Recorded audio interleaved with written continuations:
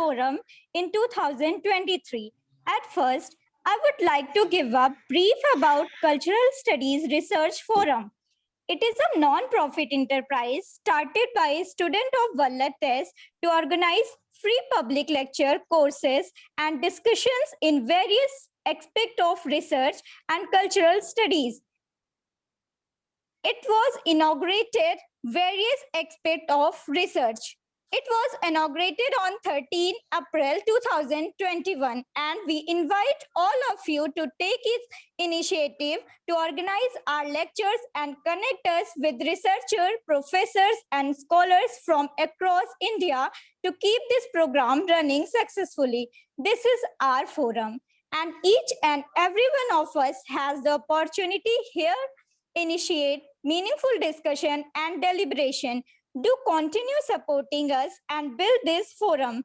Now, I would love to take the opportunity to introduce our respected speaker, Dr. Rajitha Venugopal, for this talk on topic literature and environment. Dr. Venugopal teaches as assistant professor in the Department of Humanities and Languages, Flame University, Pune. She received her doctoral degree from Jamia Millia Islamia, New Delhi, on the works of Barbara Kingsolver. Her MPhil research from the same university was on the short stories of Narayan, the first published Adivasi writer in Malayalam.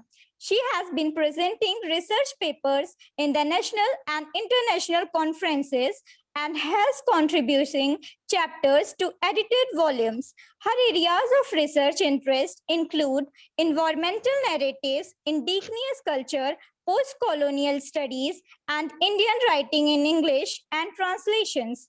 She has recently won a translation grant for Association for the Study of Literature and Environment to translate the book Pachviral Dayabadyu Atmakatha from Malayalam to English. With this being said, I would to call on stage Dr. Rajitha Venugopal to enlighten us with her stream knowledge. Thank you, ma'am. Thank you, Asta, for the introduction. Hello, everyone. A very good evening to one and all. First of all, I would like to thank Kalyani ma'am for giving me this opportunity to be a part of this lecture series offered by the Cultural Studies Research Forum. To me, doing this talk is somewhat like a homecoming. Because as I mentioned before, as ma'am mentioned before, I was a student of Vallattes, and I also had a chance to work with ma'am for a few months while we were working on the book What About Theory. It was a great learning experience for me. This was I came to ma'am because I had taken a gap from academics for about 4 years after my MA. So I was completely out of touch with academics, and coming to ma'am was, a great beginning of knowledge for me, because that was the initiation of the rest of my academic life. So ma'am has played a very vital role in my academic life, and I'm forever grateful to her for that. She is one of my favorite and most respected teachers in life. And so therefore, when I come here, I'm overwhelmed and excited with a sense of gratitude and nostalgia. Secondly, I would also like to thank Bridget for being so patient and cooperative in coordinating with me for this lecture. Now, coming to the talk, I assume that most of the participants here, most of the audience here, would be students of Vallattes, like ma'am said, from all across the country. It's a very proud thing to be part of this gathering. So I assume most of you are students of Vallattes who are pursuing or preparing for NET right now, or there might be alumni of TES who have cleared NET, CSRF, and are preparing for PhD proposals, or there might be students who are already working on various research areas. So I have kept my talk pretty introductory and broad, rather than making it a research level paper. Yeah, so that is why the title itself, Literature and Environment, is deliberately kept very simple and straightforward. So the broad outline of my talk would be, as the title suggests, to discuss the confluence of the realms of literature and environment, to discuss the emergence of eco-criticism and the various strands of discourses within eco-criticism, the development of environmental humanities, and some of the later discourses and debates in the wake of global environmental crisis. So I will begin by talking about British and American context for two reasons. Not because I want to center my talk in a Euro-American centric manner. The reasons are different. So the first reason is that we are all students of English literature, and we began our studies in the discipline with canonical texts. However, I would like to emphasize that this is only the beginning. To understand the progression of the evolution of thought, the progression of the historical thought, because understanding the evolution of thought across centuries and cultures is very important.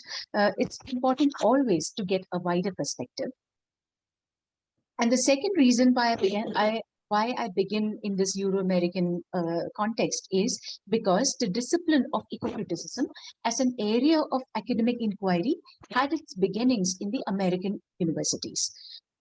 This is again not to say that there was no environmental consciousness or environmental movements before eco-criticism began.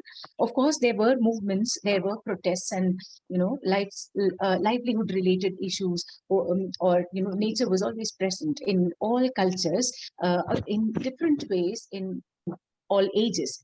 So all I'm tracing here is the emergence of the academic discipline and theoretical study of eco-criticism. So after setting this historical and theoretical context of the study, I will move on to discuss environmentalism in the Indian context in the latter part of my lecture.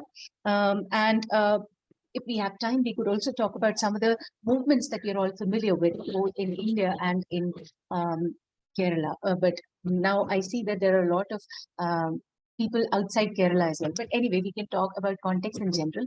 And you guys can also participate in the discussions about the context that you are all familiar with from your region. So I guess that will, provoke a lot of thought, in your part. After that, I'll touch upon some of the emerging debates and possible areas of research exploration, so that people who are thinking of developing a topic can also start thinking along these directions if it interests you. And in the end, we can have an open discussion, and I will respond to questions from the audience. So that is the broad structure of my talk. Talking about the first part, literature and environment, which is a thrust area of my talk today. The first part is to look at these two realms distinctively. Let me ask you this question. When we say literature and environment, do these terms seem jarring when put together? Like they do not go together, they do not sit well together, they do not have some kind of they cannot have a synthesis like that. I never thought about it, because now with so many with after PhD and all, with so many years of reading in this area, it comes natural to me that one can, I mean, in the cultural studies context, one can club any disciplines, right? We think in an interdisciplinary frame of mind. But this question was asked to me by a student of a BA English class, a first year student. She told me that, they're familiar with EVS. You all study EVS in school. I don't remember studying that. Maybe it's not there. Anyway, EVS, environmental studies or environmental sciences. So the point here that the student was raising was that environment is generally associated with sciences. It is considered to be a science related subject. For us literature students, a more familiar term would be nature. We did not study environmental writing in Wordsworth, right? We studied nature poetry. So nature is what we are all familiar with in literature in terms of nature poetry or nature writing, etc.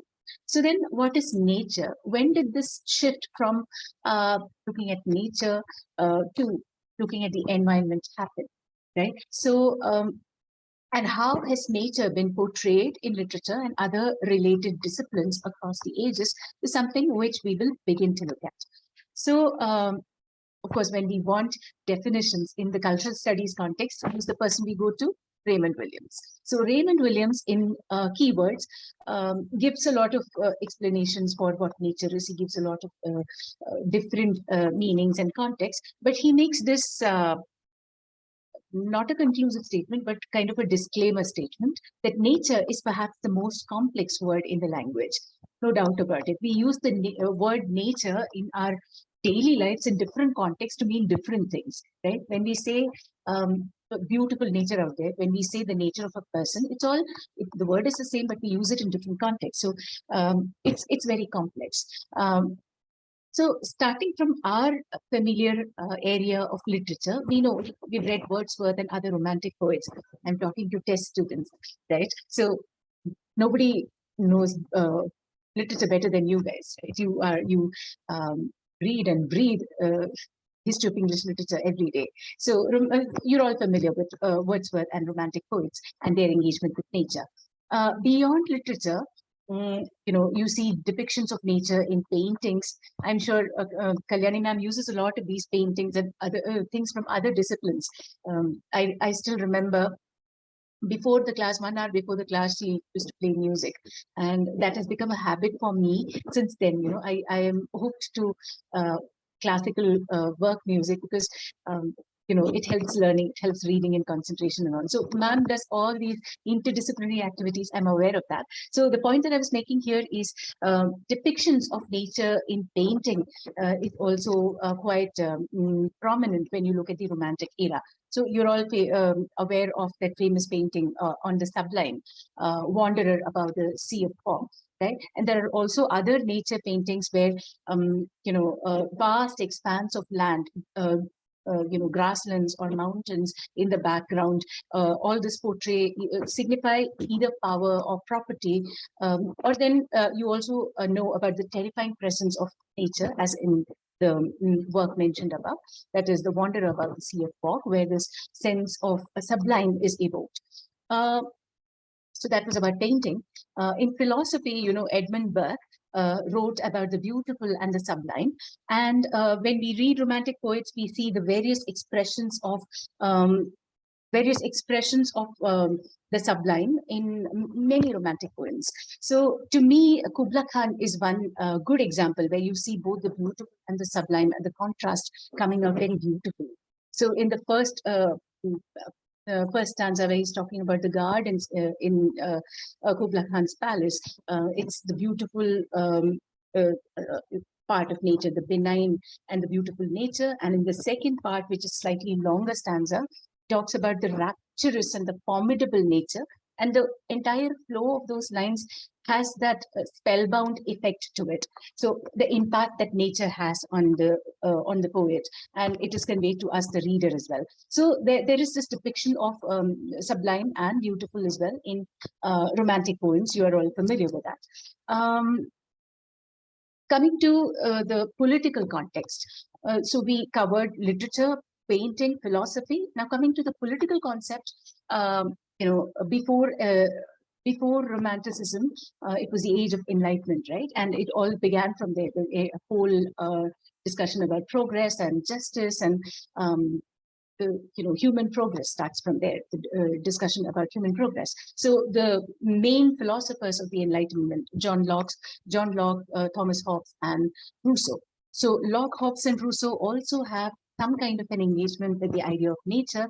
They talk about the state of nature. So what is a state of nature that they are referring to, and what is the idea of man in nature, or man against nature, or man in connection with nature that they are talking about? So Hobbes very famously says that man is nasty in the state of nature. In a state of nature is always associated with anarchy, where there is no law, where there is no kind of order. It's like absolute freedom, and man can be nasty and cruel and crooked and all of that. So similarly, from a similar idea, Locke also says that he looks at nature as property. An individual should have an individual's property. Again, comes from the idea that the state of nature is one of lawlessness, and therefore, in order to have order, one needs to be cultured. So what you see in all of these three people's idea of nature is a clear demarcation of nature as opposed to culture, right? So while Locke and Hobbes say that state of nature is lawless, Rousseau has a very contradictory point of view. He says that the state of nature is blissful. He says that man is pure and pristine in the state of nature. So he has this idea of the noble savage, which romantic poets were inspired by that idea of the noble savage, who is innocent in the state of nature and who is corrupted by civilization. So there also you see a demarcation between nature and culture happening. Now, the whole of romantic poetry, in one sense, is a response to Enlightenment. It's also a response to industrialism. You've all studied the history of English literature, so you know. So I'm just taking you through familiar terrain to to the context of eco-criticism, right? So from the poetry of Wordsworth, or even before that, Gray, Thomas Gray's Elegy, Blake, who wrote about London and who wrote about chimney sweepers. So the effect of industrialism, the corruption that is brought out by imperialism is rampant in all of these writers. Coming to 19th century, you have people like Charles Dickens talking about the impact of industrialism on society, the kind of exploitation it leads to, the dehumanization it leads to. So it keeps building up through time. So along with industrialism, one should also look at the rise of imperialism and the staggering rise of capitalism. So when we talk about imperialism in 19th century, the high peak of imperialism during the reign of Queen Victoria, right? So in all of these colonial narratives, how is nature portrayed is something that we do not give attention to when we study history of English literature. We study the impact of the socio-cultural changes that are happening in society as a result of these dynamic changes, these remarkable things that is happening in the world, and how is society and how is people affected. But we don't generally think about what is happening to nature. But if we look at these imperial narratives, look at post-colonial theory itself, Orientalism gives a good sense of how imperial narratives portray people and places. So it is not just nature that is being represented and talked about, it's also the people in those places that are being talked about. There's a reason why I'm talking about this. It's not, I'm not simply talking about the evolution of, the time and theory. I'm talking about the representation of nature in all of these things. So as you all know, Said talks about the discursive representation of the Orient, both in terms of the people and places, which is done either as exotic and demonic.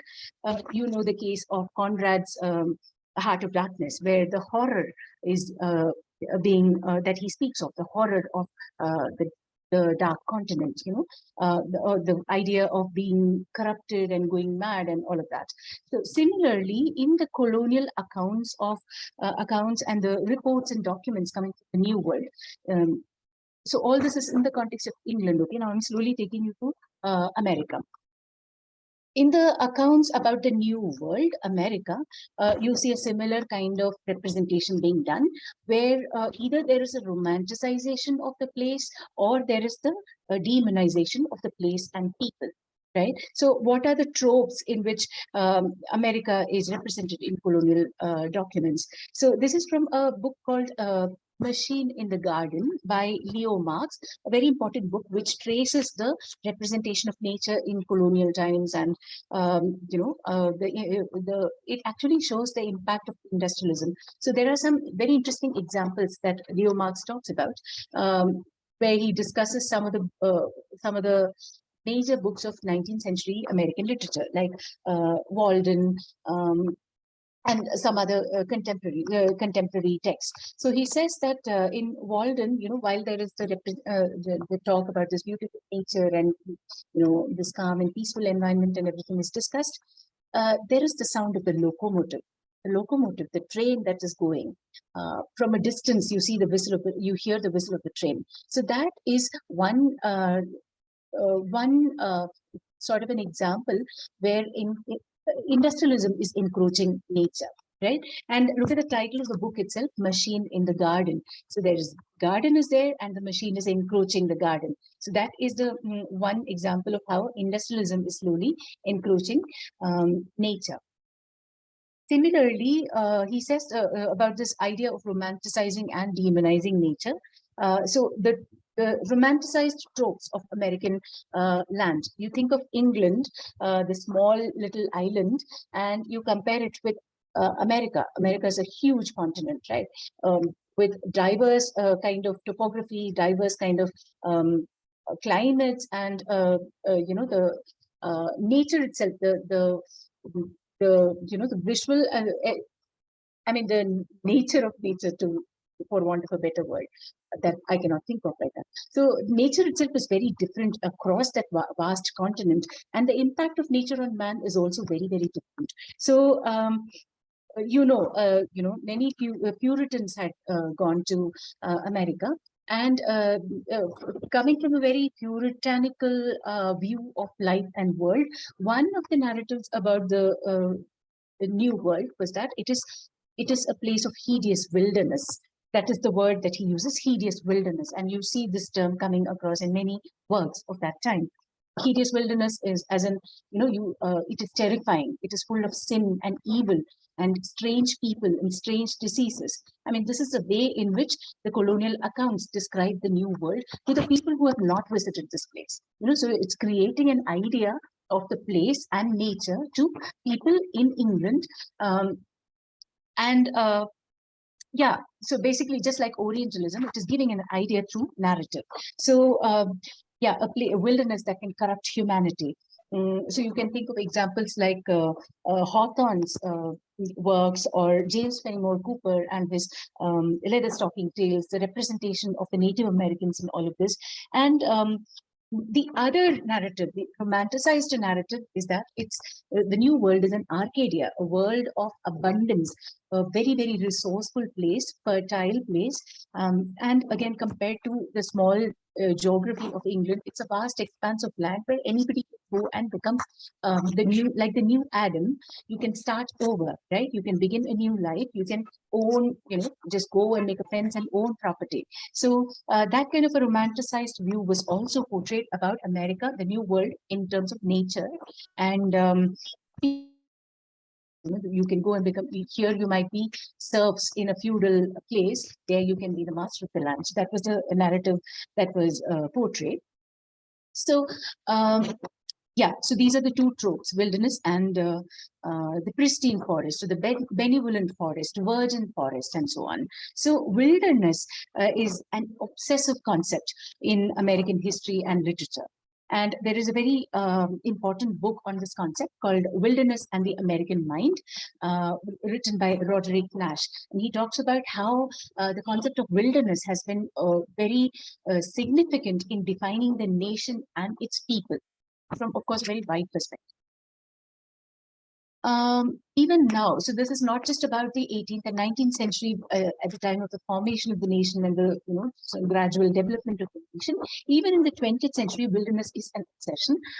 If you see, all of those narratives about the national parks, there are so many, national parks is a big thing in the US, and people. Ramchandra Guha critiques this notion about the fascination with the wilderness in America, especially among the urban youth. That if you get a weekend, you just want to get away to the west. You want to go to the Wild West. You want to go on a road trip across the country and experience nature. It's something out there to be experienced. It's something where you want to escape from the weariness of the city life, of your mundane work life, and you want to find peace there. And then you come back and move ahead with your normal life. This is exactly what Thoreau did in Walden, right? So Ramchandra Guha says that the concept of wilderness itself is like it's created for the urban elite to go and enjoy nature. It is counterproductive to the idea of conserving nature. It is not actually giving any value to nature, but it's actually giving value to the fun and utilitarian perspective of the urban elite people. So that is the criticism that Guha raises in his essay called Third World Environmentalism, a radical critique of American concept of wilderness. Similarly, there is also this famous Wilderness Act in America, which came out in 1964. Roderick Nash talks about it when he's talking about this obsession with wilderness. So very strangely, this act says that wilderness is something that needs to be preserved because it is nature in its pristine state. I'm just paraphrasing, okay? I might be wrong in the order of words, but the gist of it is that it is pristine nature that is, this is right, this phrase is right, okay, quote unquote, untouched by humans. So the idea is that it is nature out there, it is untouched by humans. They, like, people don't live there. But if you think about it, is that really so? If you think about the formulation of these national parks, you know, how did these parks come about? Were they always there? No. National parks were created as part of policy, as part of, you know, conservation policy and so on. And when you are making the national park, a clear boundary is defined, clear set of rules are defined, and so on. So it is the idea of national parks itself is not actually natural. You know, it is sort of a cultured, customized form of nature that you see, right? And here I also would like to bring in a small anecdote from the writings of John Muir. John Muir is like a very famous and important person in American mainstream environmentalism. Why do I say mainstream environmentalism? You will get to know a little later. So John Muir in the 19th century used to go on very long walks. So he was like Wordsworth. So Wordsworth also used to take these long walks in England, right? Wordsworth and Coleridge. Coleridge used to walk about 50 miles every day to meet Wordsworth. So like, yeah, they had the time and the leisure to enjoy nature and all of that. So John Muir was one such person who would take long walks across the mountains. So he would walk very, very long distances. And then he's written about all of his experiences in his diaries and notebooks. So in one of his, one anecdote is that, you know, he was climbing up the mountain and he saw some people coming down. Right, we are talking about now. Also relate this with the idea of the Wilderness Act, which says that it's pristine nature untouched by humans. Okay, untouched by humans, and you know, when you again connect it with the idea of the national parks and the visitors coming from the east, you know, city-bred people coming to enjoy a vacation, driving their SUVs for long miles and so on. They are not coming there to stay forever. They're coming to visit. They visit and then go back to their usual lives, right? So who were these people that John Muir came across? Now, John Muir was walking for contemplation or God knows, whatever. He was just enjoying his, being in the presence of nature, just like Thoreau did in Walden. So these people who were coming down were gathering acorns, right? Some kind of seeds of the oak tree. So they were gathering food for their meal. And these were the indigenous people of that forest. Now, again, related with the idea of the Wilderness Act, the concept of the national park, the formulation of the national park, how did all of this come into being? Definitely by evacuating all of these people out of these spaces and creating a place called pristine nature untouched by humans to be enjoyed by visitors who will, you know, who will come and enjoy this whole idea about that we have this great wilderness, right? And one of the critics also says that the reason why America celebrates wilderness so much is because there is no great history to speak about for America as compared to Britain. You know, when we study British history, it goes back to what, 5th century, 8th century. You have lots of stories to talk about, right, from the past. So that kind of a royal tradition or kind of a great historical tradition is not there for the white Americans to speak about because they've always come and conquered this land, right? So then what do they talk about? So they build up this. Roderick Nash talks about this. Roderick Nash says that is why wilderness assumes a great, important position, as if it's their legacy to talk about. It is their legacy and heritage and whatever to be preserved, right? So that was about the portrayal of nature in colonial accounts. So what do we see in all of these accounts is that nature is something that is out there, man is something that is, separate from nature. And, this is true about romantic poets as well. Although Wordsworth says that he's pantheistic and he's one with nature and all that. But the sense is basically that there is a certain kind of influence that nature has on man, either in terms of inspiration, that's true about all of the romantic poets and even Thoreau, and also in either inspiration, that is positive impact, or in terms of repulsion and fear, like the case of the hideous wilderness, right? So either ways, what happens is that there is a sense of separation, that man and nature are separate. They are not interconnected, they are separate. It's a false sense that is being conveyed through these discursive representations. Now, why do I say man and nature? I mean, I of course mean human beings and nature, but then Man and Nature is also the title of an important book in American environmental history, by George Perkins Marsh. So this comes from the notion that nature is out there and man is separate, comes from the scientific and the industrial revolution. Because, with that came the idea that nature can be understood, nature can be tamed, domesticated, utilized for progress of humanity. So that became the norm. Now, people have, eco-critics and environmental historians have critiqued this. One criticism is by Lynn White Jr., who says that the theological roots, the title of his essay is this, The Theological Roots of Our Present-Day Environmental Crisis. So he says that it all goes back to the Judeo-Christian idea that comes from this biblical idea that man is the most supreme of all creation, and all of nature is for man to and dominate and so on. So Lynn White Jr. says it is from that notion, the idea of domination of nature and the utilitarian perspective of nature comes from. Similarly, Carolyn Merchant, in her very important book called The Death of Nature, critiques this tendency of the tendency that is induced by scientific and industrial revolution, and the collateral rise of capitalism, along with patriarchy and religion. By religion, she means Christianity, just like how Lynn White Jr. also proposes a similar idea. So Carolyn Merchant critiques that all of these factors